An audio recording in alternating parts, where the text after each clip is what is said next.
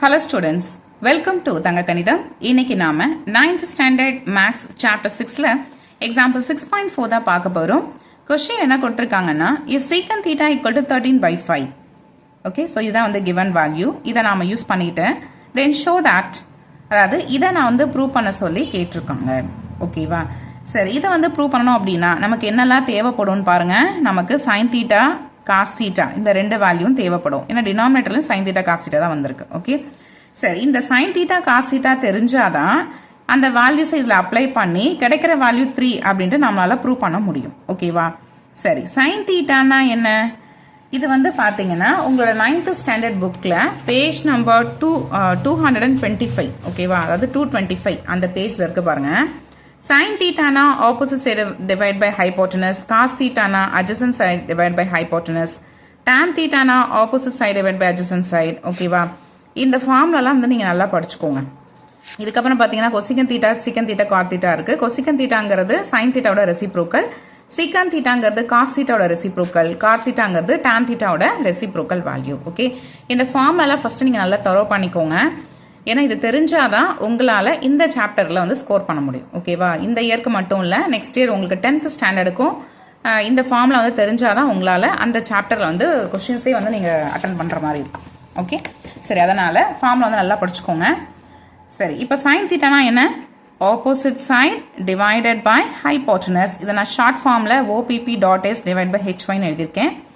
அதுக்கப்புறம் cos thetaனா என்ன? cos thetaங்கிறது என்னன்னா adjacent side divided by hypotenuse. Okay, சரி, இந்த ரெண்டு வேல்யூ தெரிஞ்சாதானே இதில் எடுத்து அப்ளை பண்ண முடியும். கொஸ்டின்ல ஆப்போசிட் சைடு, ஹைபோட்டனஸ் வேல்யூ, அதுக்கப்புறம் adjacent சைடு இதெல்லாம் கொடுத்துருக்காங்களா பாருங்க. கொஸ்டின் அந்த மாதிரி எந்த வேல்யூவும் கொடுக்கவே இல்லை. பட் கொஸ்டின் என்ன கொடுத்துருக்காங்கன்னா secant theta is equal to 13 by 5 மட்டும் கொடுத்துருக்காங்க.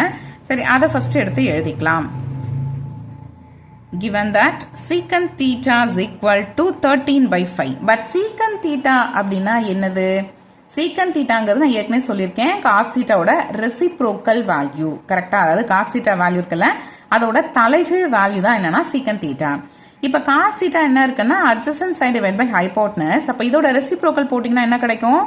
hypotenuse divided by adjacent sideன்னு கிடைக்கும். ஓகே, இப்போ இந்த வேல்யூஸை equate பண்ணிக்கிட்டீங்கன்னா hypotenuse is equal to 13 and denominator values equate பண்ணிக்கோங்க. adjacent side equal to 5 நமக்கு கிடைச்சிருக்கு. ஓகே, இதுல நமக்கு hypotenuse value தெரியும், adjacent value தெரியும், பட் opposite side ஓட வேல்யூ தெரியாது. அதை நாம ஃபைண்ட் அவுட் பண்ணிக்கணும்.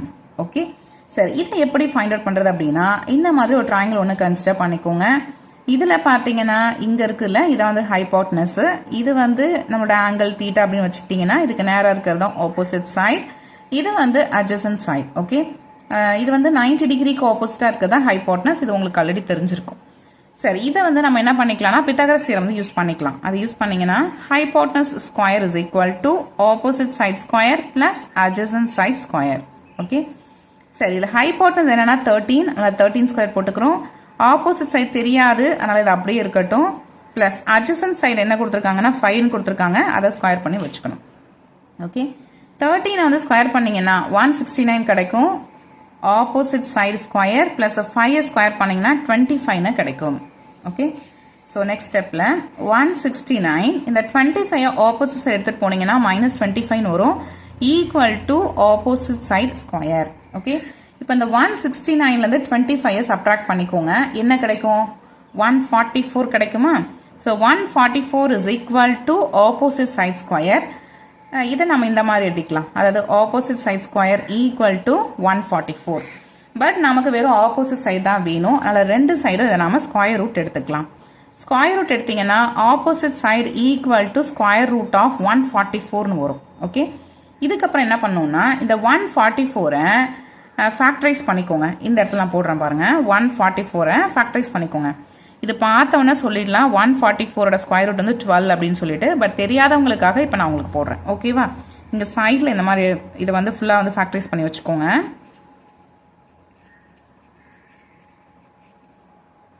ஓகே, இந்த மாதிரி பிரிச்சுட்டு இதுக்கப்புறம் உள்ள எடுத்து போட்டுக்கோங்க. 4 2s இருக்கு, அதாவது 2 இன்ட்டு 2 இன்ட்டு 2 இன்ட்டு 2, அதுக்கப்புறம் வந்து 3 வந்து 2 டைம்ஸ் வந்திருக்கு. சரியா? ஸ்கொயர்க்குள்ளே இருக்கிறதுனால இந்த 2 2க்கு பதிலாக ஒரு 2, அதுக்கப்புறம் இந்த 2 2க்கு பதிலாக ஒரு 2, அதுக்கப்புறம் இந்த 2 3s இருக்குது பாருங்கள், இதுக்கு பதிலாக ஒரு 3. இப்போ மல்டிப்ளை பண்ணிக்கோங்க, 12 வரும். ஓகே, ஸோ அப்போது opposite side is equal to 12. கொஸ்டினில் இது வந்து ப்ரூவ் பண்ண சொல்லி கேட்டிருக்காங்க. 2 sin theta minus 3 cos theta divided by 4 sin theta minus 9 cos theta equal to 2 into sin theta na என்ன கிராஃப் காலத்தில் எழுதிக்கலாம். sin theta அப்படிங்கிறது opposite side divided by hypotenuse. இதில் opposite sideோட வேல்யூ இப்போ தான் நம்ம ஃபைண்ட் அவுட் பண்ணோம். opposite side 12.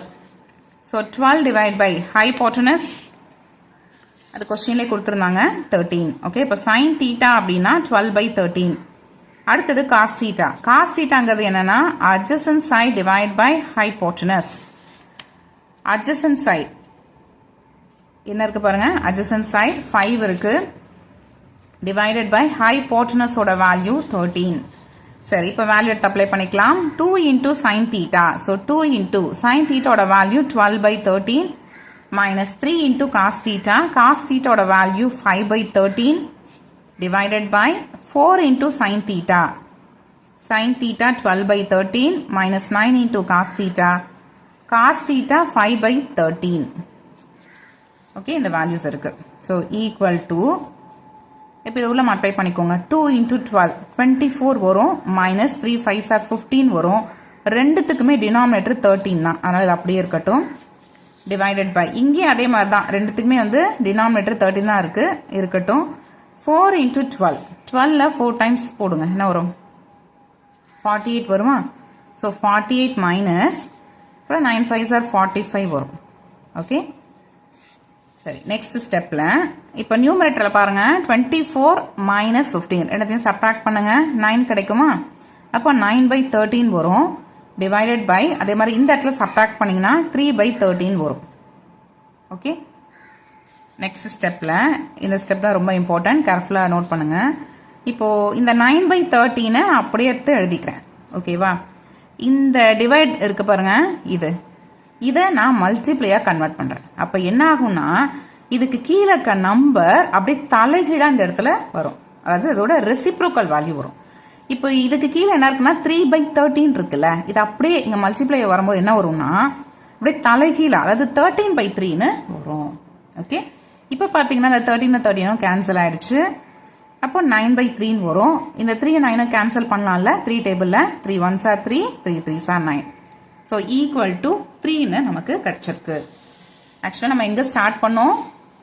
இந்த லெஃப்ட் ஹேண்ட் சைடு வேல்யூ இருக்கு பாருங்க, இதில் நாம் ஸ்டார்ட் பண்ணோம். நமக்கு ஃபைனலாக என்ன கிடச்சிருக்கு? 3 கிடச்சிருக்கு. ஓகே, எடுத்து எழுதிக்கலாம். So this implies 2 into sin theta minus 3 cos theta divided by 4 sin theta minus 9 cos theta equal to 3. Okay, இதுதான் வந்து ப்ரூவ் பண்ண சொல்லி கொஸ்டினில் கேட்டிருந்தாங்க. பாருங்கள், இதுதான் வந்து ப்ரூவ் பண்ண சொல்லி கொஸ்டினில் கேட்டிருந்தாங்க. இதை நாம் ப்ரூவ் பண்ணிட்டோம். அவ்வளோதான், இந்த ப்ராப்ளம் கம்ப்ளீட் ஆயிடுச்சு. இந்த ப்ராப்ளம் உங்களுக்கு அண்டர்ஸ்டாண்ட் ஆகிருக்கும் அப்படின்னு நினைக்கிறேன். இந்த வீடியோ பிடிச்சிருந்துச்சுன்னா லைக் பண்ணுங்கள், கமெண்ட் பண்ணுங்கள், உங்களோட ஃப்ரெண்ட்ஸ்க்கும் ஷேர் பண்ணுங்கள். மறக்காமல் சேனலையும் சப்ஸ்கிரைப் பண்ணி சப்போர்ட் பண்ணுங்கள். சப்ஸ்கிரைப் பண்ணும்போது சப்ஸ்கிரைப் பட்டனுக்கு பக்கத்தில் இருக்கிற பெல் ஐக்கானை கிளிக் பண்ணி வச்சுக்கிட்டிங்கன்னா நான் எப்போல்லாம் வீடியோ போடுறனோ அப்போல்லாம் உங்களுக்கு நோட்டிஃபிகேஷனாக வரும். ஓகே, வேறு ஒரு இம்பார்ட்டண்டான ப்ராப்ளத்தோட நெக்ஸ்ட் வீடியோவில் நான் வந்து மீட் பண்ணுறேன். தேங்க்ஸ் ஃபார் வாட்சிங்.